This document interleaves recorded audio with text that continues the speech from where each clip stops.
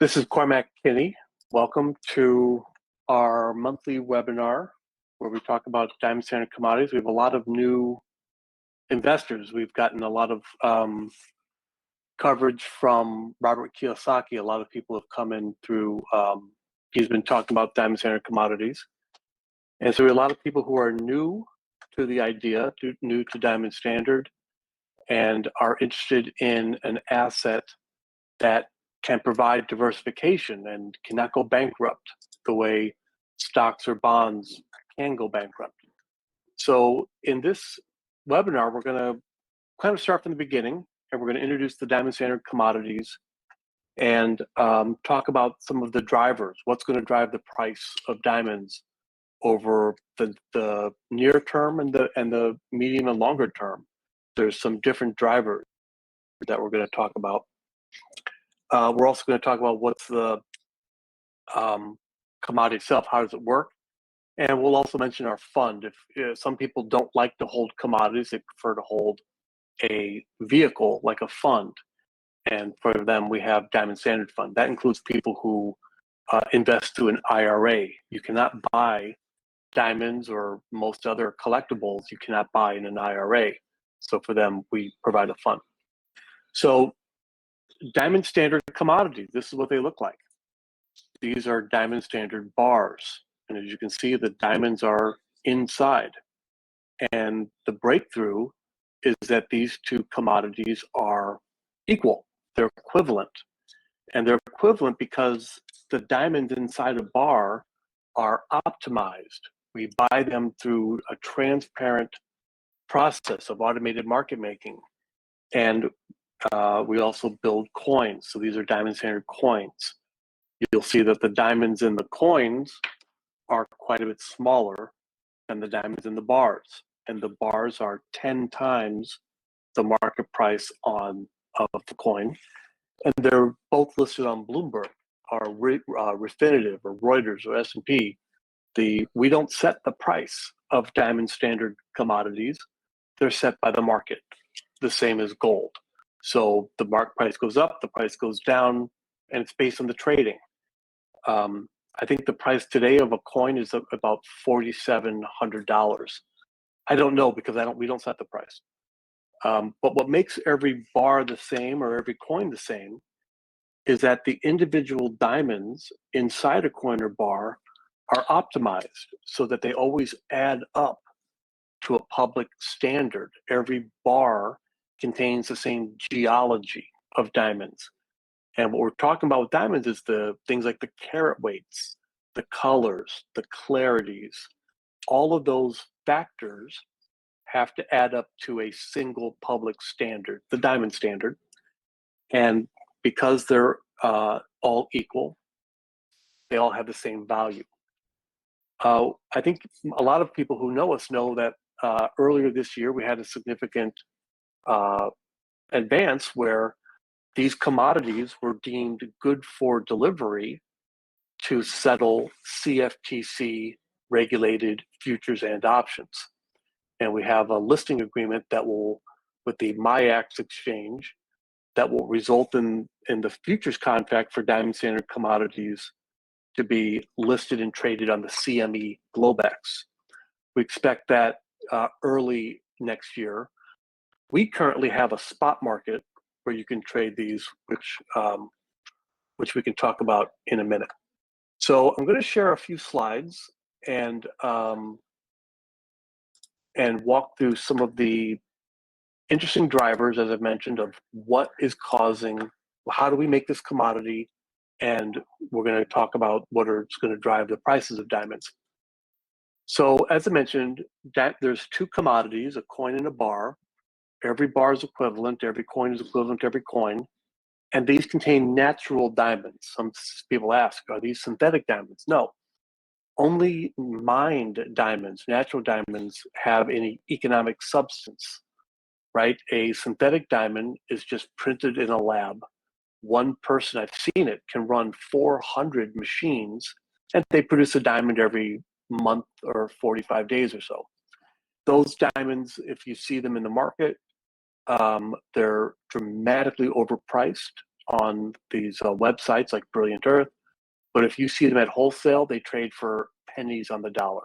They're marked up 5,000x. Natural diamonds are marked up also by the time you buy them in retail. They're, go through about 5 owners from the mine to the wife or husband or whoever. But that's economic substance, and we're cutting out all those middlemen. What we do is we produce these coins and bars under regulatory supervision.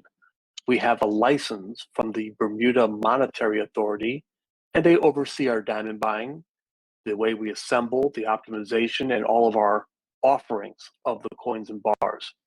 And it's because of that system where we have a regulator. Every diamond is inspected by 2 competing gem labs.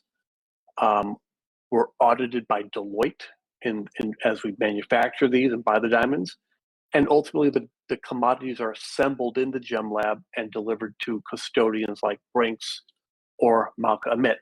Because of that institutional quality platform, we've been able to maintain our regulatory approval in Bermuda, but also get approval for all the listings that are coming out that I mentioned on the CME, the MIAX, the MJEX, and others are coming too.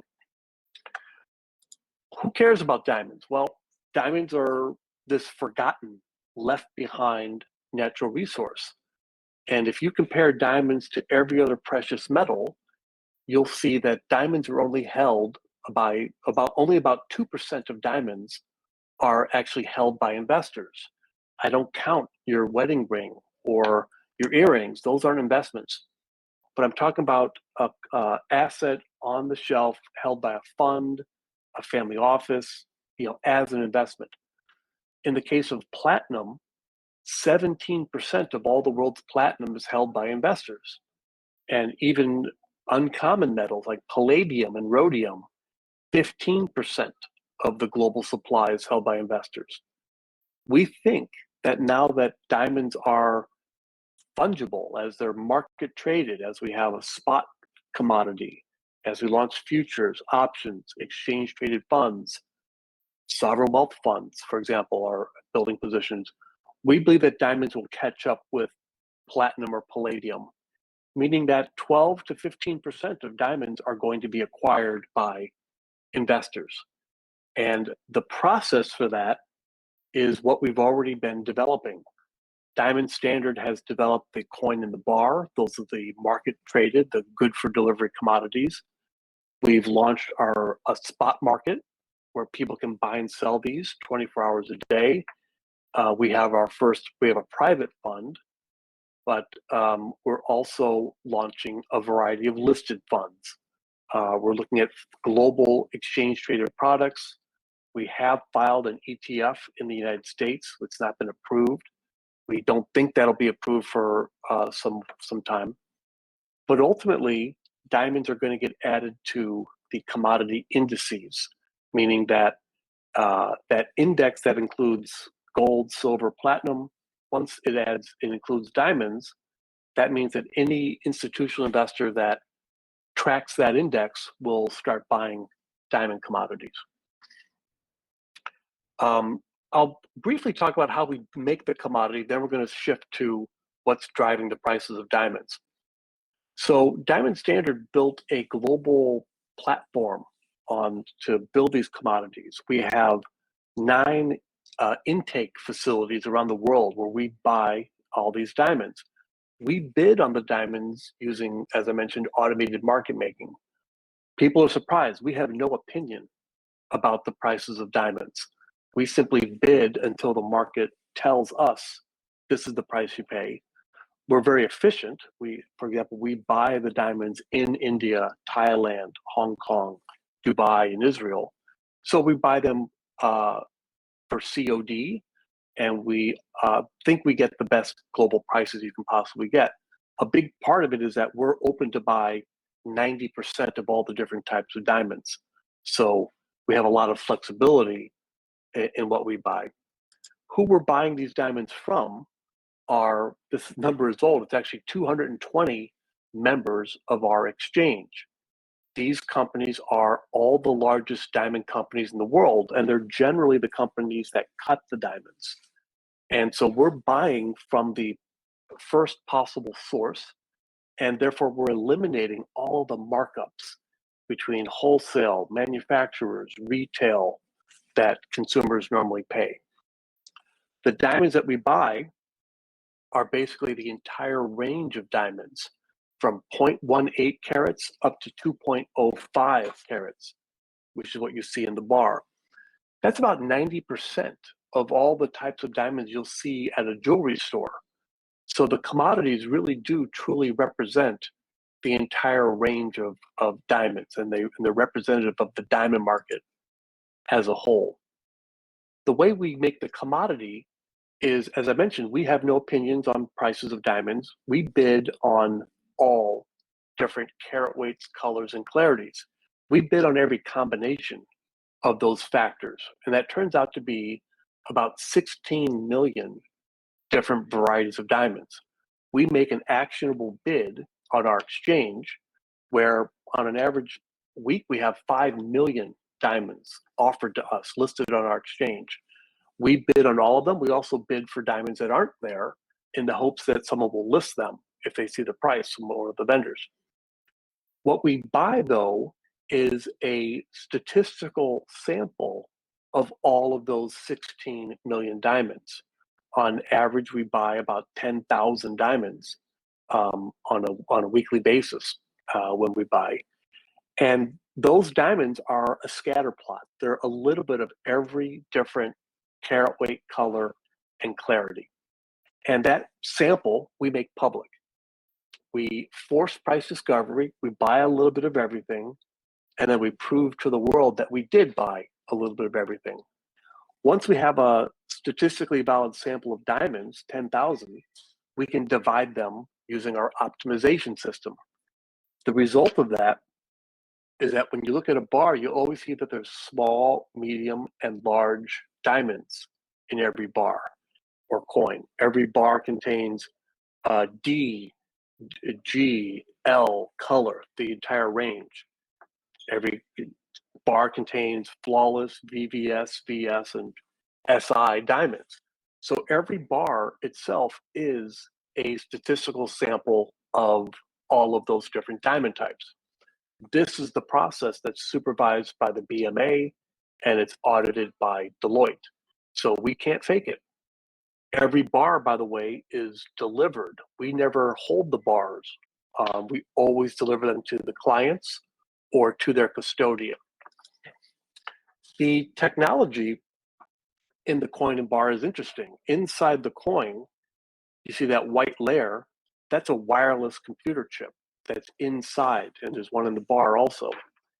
That chip is actually a little wireless computer. It's a blockchain wallet, if you're familiar with that, a hardware wallet. And when the bar is delivered to the Brinks vault in Delaware, the chip releases a token. That token is a vault receipt. And whoever owns that token owns the bar in the vault. Anybody that, and you can sell that token to somebody else. Whoever presents the token back to the vault, they can take delivery of the coin. It's called an electronic document of title or a vault receipt. We have a regulatory license where our tokens are approved to settle all the transactions. It's not, you're not just trusting us. We have a regulator backing that up. So the result of this is every coin or bar that's at the vault has a token, and those tokens are what trade on the market, on the spot market, for example. And on the spot market, you have anybody that's buying and selling for themselves. You have the funds, you have the ETFs, the futures and options brokers. They can all trade the tokens in this one singular asset, this digital asset.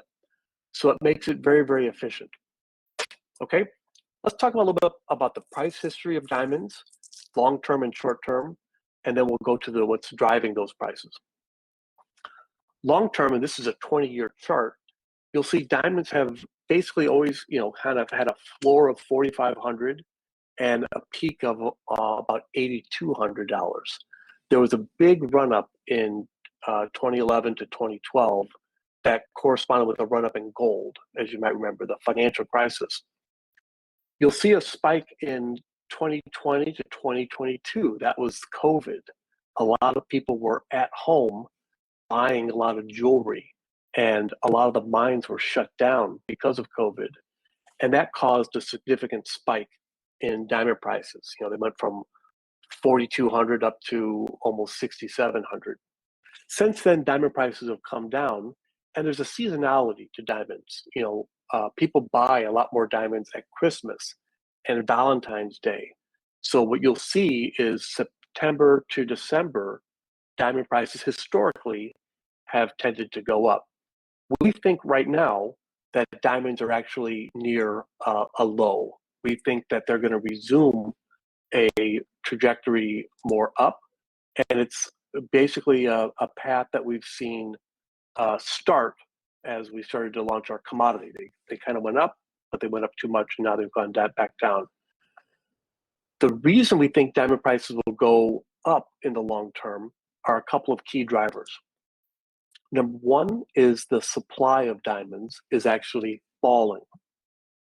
The amount of carats of new diamonds produced per year is falling by 2 to 5% per year. We don't know, what next year's production will be, but the diamond mines have all forecasted to be diminishing. And what's most interesting is that there have been no new diamond mines discovered in over 20 years. So there's no solution to that diminishing supply. A number of major mines have been closed in the last 4 years, including all of the mines in Australia have been depleted. So you have a falling supply of a natural resource, but you also have an expectation that the demand for diamond jewelry will continue to rise. In fact, that's rising by 2 to 4% per year. And at the high end, like Richemont and LVMH, that growth is even higher at the higher end of diamonds, many of which you'll find in the bar.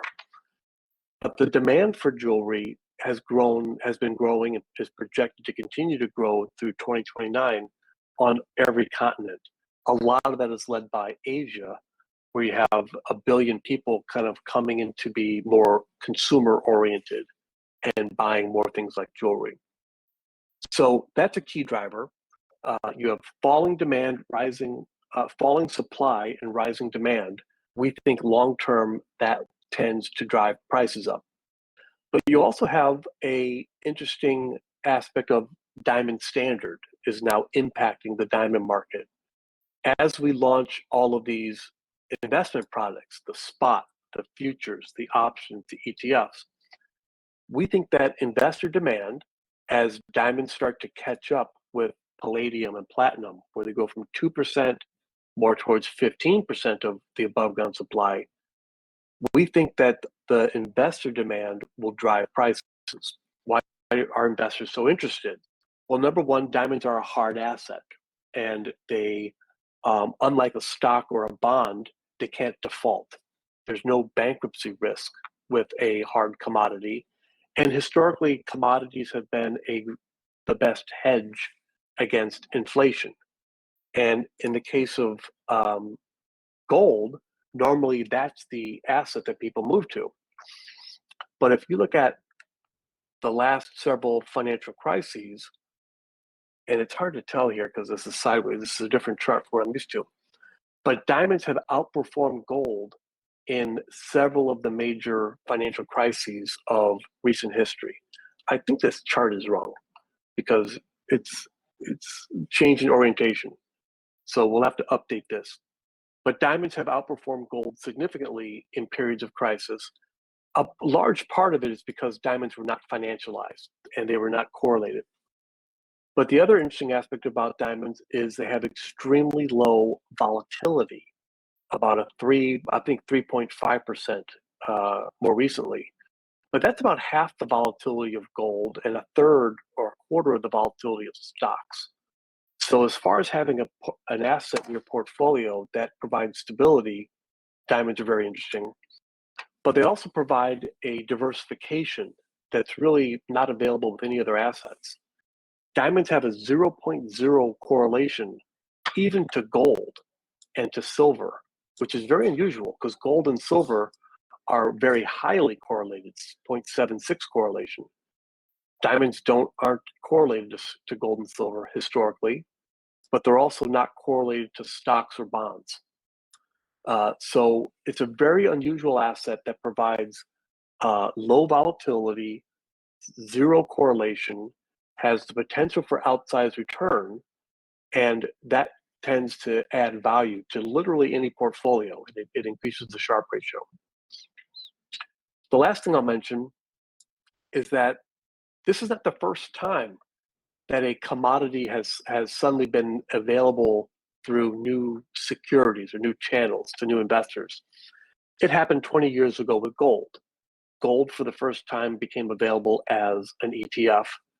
And in the 20 years since then, in fact, in the first 8 years of the gold ETF, the AUM of gold grew by 47% per year. It was compounded.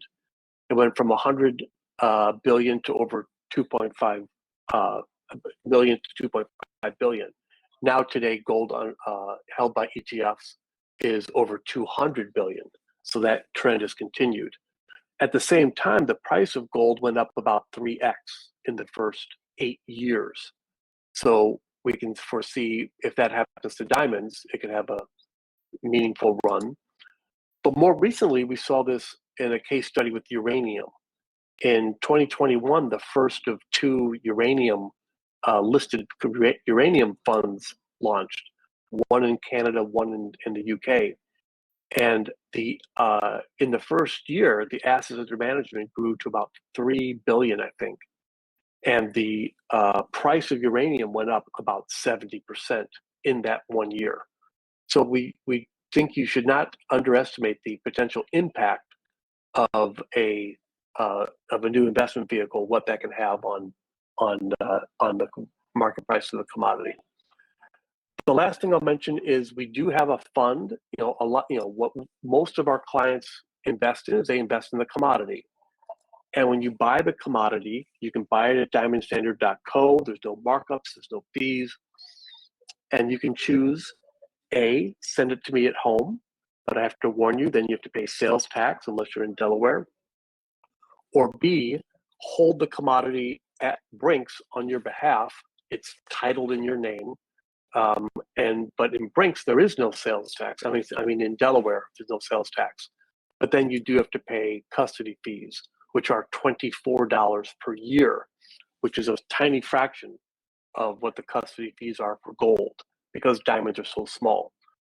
So most of our clients, about 95%, buy the commodity. But if you're investing from an IRA fund, you may be interested in Diamond Standard Fund. And in the fund, where's the page on it? That's what's called a titled security. So you can hold a fund in an IRA. It's administered by a third party. It's audited by Witham. And it's also being listed. We have a listing agreement where the private fund, Diamond Standard Fund, is going to be listed on the Figure ATS. So you would be able to sell your shares in that fund, but you have to hold them for 1 year before they're eligible to be sold. The fund, of course, has a fee, but it also provides the custody, things like that. So there's a flexible choice. So that's a quick overview of Diamond Standard Commodities. We got that done in 20 minutes. I see we have some questions. If you click to the left of your screen, you'll see a Q&A section. I'd be happy to answer as many questions as we can. So let me switch over to the first question from Joe DiCanio. My understanding is that lab-grown diamonds are not easily distinguishable from natural diamonds. That's true. If the lab-grown diamonds are already impacting the retail markets, then why won't they impact the wholesale market? Well, one positive note is that it's very easy for a gem lab to differentiate a lab-grown diamond from a synthetic diamond. They're both mostly carbon, but the crystal lattice of a natural diamond grows over hundreds of thousands of years versus a synthetic diamond that grows over weeks. And so it's actually quite apparent, and they can use harmonics and technology like that and light to differentiate lab grown from synthetic. Now, your girlfriend can't tell the difference just by looking at a synthetic diamond. But if she ever gets it graded, or more importantly, if she ever tries to sell that diamond, she's going to be, seriously disappointed. So we've seen in the wholesale market, lab-grown diamonds have absolutely collapsed. They're selling for literally pennies on the dollar from where they were 3 years ago. And a lot of jewelry stores are now getting rid of lab-grown diamonds. They don't want to carry them because they can't justify the 5,000x markup. And their revenue has plummeted because they're still selling an engagement ring, but they're selling it for $1,000 instead of $10,000. But the lab-grown diamond industry has done a great job of marketing. They've convinced a certain sector of clients that lab-grown diamonds are better for the environment, which is absolutely untrue. Lab-grown diamonds consume massive amounts of electricity, for example. But most importantly, natural diamonds have economic substance, right? It took billions of dollars of R&D to develop the mine to extract them. The supply chain, the taxes that are paid, the education of entire countries in Africa have depended on natural diamonds. And then the cutting and the expertise and the distribution, there's significant economic substance to natural diamonds, which will always mean they have market value. You can't just print natural diamonds. But Joe, it's very true that there could be a negative impact on diamond prices, but so far that hasn't been the case. There was a spike because of COVID. Diamonds did come back down, but the wholesale volume of diamond sales has been fairly consistent. And as I mentioned, according to analyst estimates, natural diamond sales are expected to continue, but it is a risk that you should consider. I think the largest aspect addressing that risk is the investor demand. So right now, the forecasts, the analyst consensus for Richemont, for example, is 7% earnings growth and increase in revenue from diamond sales. I think that doesn't take into consideration the demand that's going to come from investors buying diamonds. And I think that is more likely to drive the prices up quite significantly, as we saw with gold. Question number 2, are any commodity funds contemplating the inclusion of diamonds? If so, is there a timeline? Well, we have a private fund that's currently live, the Diamond Standard Fund, that's co-sponsored by Horizon Kinetics. Horizon Kinetics also operates an ETF. We have filed an ETF in partnership with the New York Stock Exchange. You can find that at the SEC website, although that fund has been abandoned because the SEC told us we're too soon. We are looking at listed vehicles in other countries. And in fact, we have an approval in another country to file a fund that holds that commodity. We're not permitted to say which country yet, but I would expect a listed vehicle to be live within the next 12 months. And in fact, could be quite a bit sooner than that. Part of it depends on our futures and options listings. Question 3, does the potential for a serious recession or depression affect the diamond value future? And if so, in what way?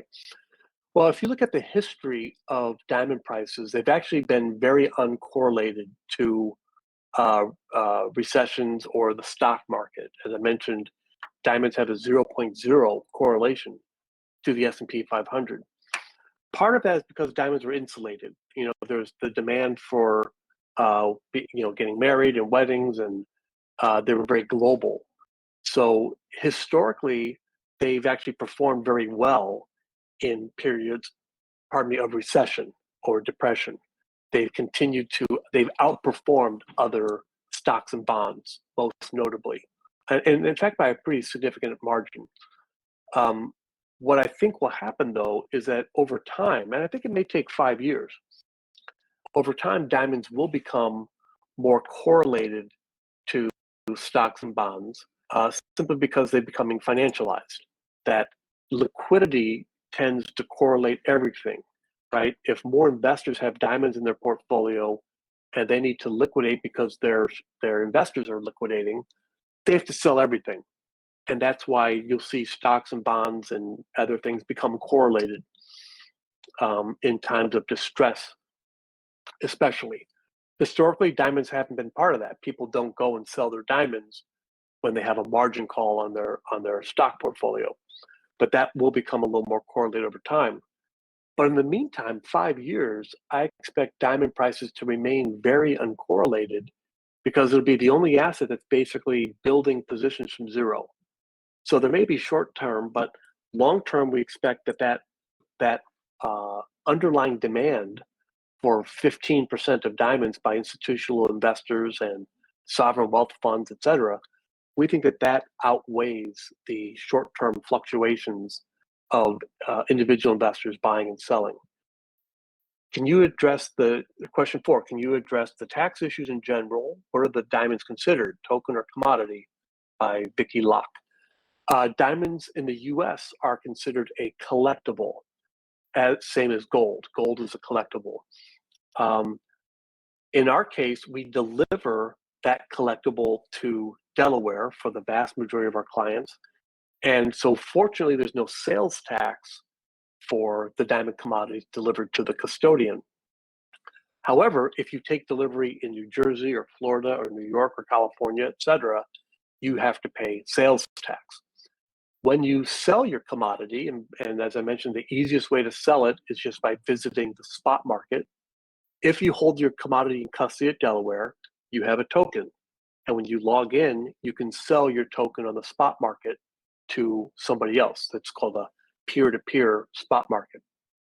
When you sell your commodity, because you're selling it peer-to-peer, you're not selling it through a broker, we actually don't report anything to the IRS. There's no 1099-B as there is when you sell something through another exchange, like a Coinbase, if you sell a token. However, that doesn't mean you're not liable for tax. You are responsible to self-report your capital gains on your diamond commodity. It depends on how long you've held it, but generally, if you've held it for 1 year, it's subject to the collectibles capital gains tax, which is 28%.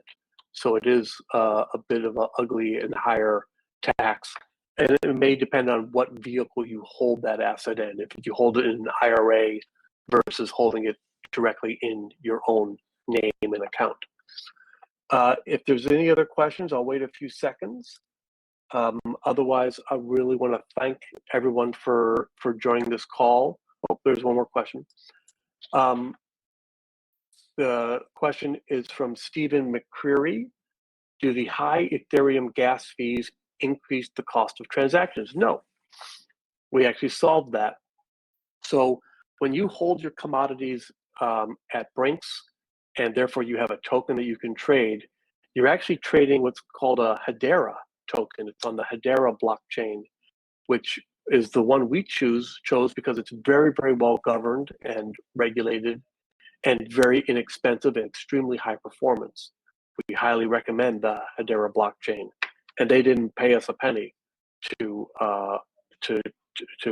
put our technology on there. But because all of our tokens are Hedera based, Diamond Standard pays all the gas. So our customers who do transactions in the token on our spot market, they don't pay any transaction fees whatsoever. Now, if you take your tokens out and trade them somewhere else, you're still trading them on Ethereum. But what some people have done on Hedera, but what some people have done is that they wrap their tokens in an Ethereum wrapper, and then you would have to pay whatever the Ethereum gas fees are. But you're only paying them on a token transaction, so they're actually quite small, on the order of maybe 25 cents, not $20, which they have been in the past. Okay, looks like that's the last question. I want to thank everyone for joining us. And if you have any other questions, please visit diamondstandard.co or email us at hello@diamondstandard.co, and we'd be happy to answer your questions quickly as possible. Thank you.